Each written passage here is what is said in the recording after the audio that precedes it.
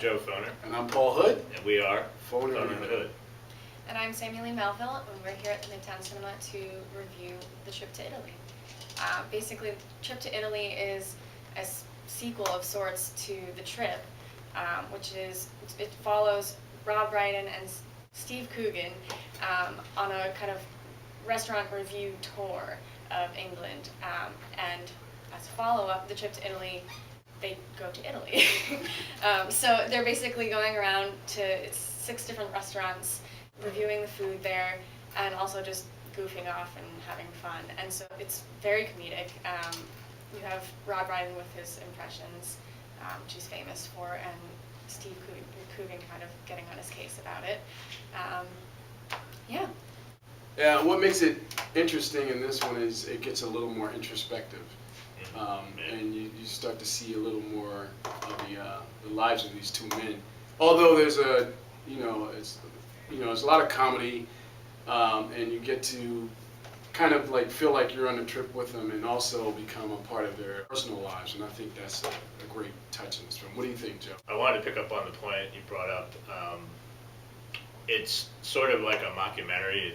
I feel like it's really unique with their personal lives.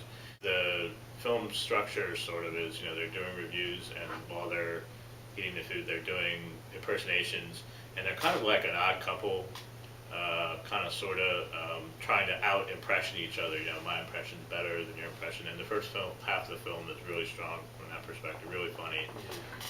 But the impression-offs, they call them, are hilarious, and it's a good balance toward to the other things that are going on. Right. Like Rob Brydon auditioning for a role in the film. We kind of can see the anxiety he's going through. Right. You see how they really are.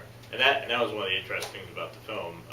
They're basically exaggerated versions of themselves. Right. They're playing themselves, they're playing characters. And yet, it still feels like a documentary at points. And also, their real life impinges, like Paul mentioned, the audition, and then also Steve's son comes in to play, and we get to see how he is with his son. And so it's kind of like this, There's also an indiscretion in there. Right, there's an indiscretion.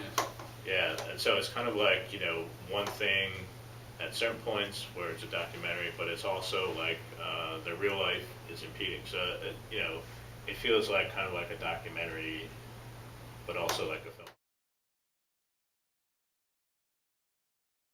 You had mentioned something about the comparison between the two films. Why don't you touch on that?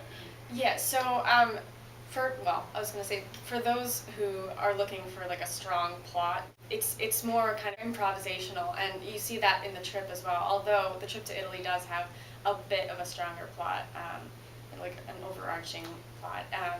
But yeah, it has the same kind of like zest that The Trip has in the comedic aspect, and just like the way that the characters react to each other.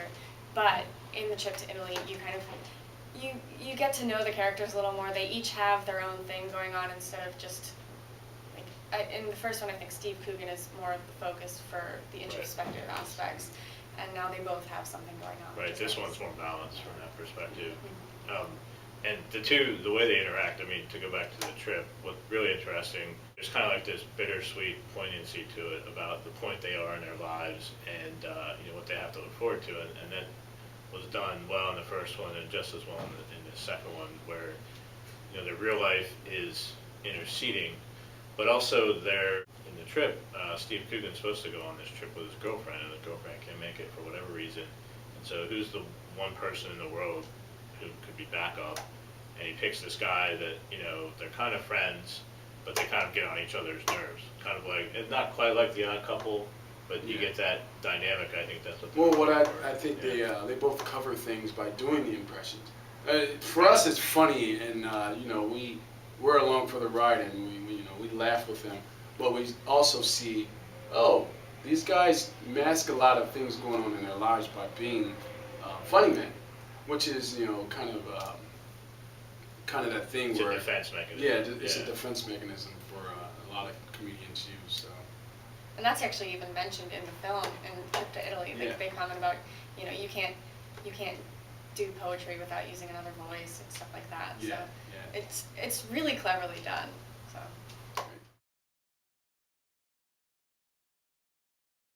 You've been watching Foner Hood's review of the trip to Italy, and I wanted to extend a special thanks to the Midtown Cinema for allowing us to shoot here today. And also to Sammi Melville for helping us with another review. No problem. And this film will be playing at the Midtown Cinema, so if you want to take a look, check it out. Yeah, definitely worth checking out, especially if you like documentaries, and this is sort of a documentary plus in the sense that it's Rob Brydon and Steve Coogan playing exaggerated versions of themselves in seemingly a film and a travelogue to Italy, but also their real life impinges on it. Yeah, and for people that enjoy travel, I think this film will allow you to, experience, Italy, and also have fun and, hang out with two of Britain's best comics. And if you are a fan of impressions and just comedy in general, it's definitely something worth looking into. It's a fun movie. Yeah, be sure to check out our Facebook page, Foner Hood. And also be sure to check us out on penlive.com under Film Clips with Paul Hood. And this has been Foner Hood, and we're out.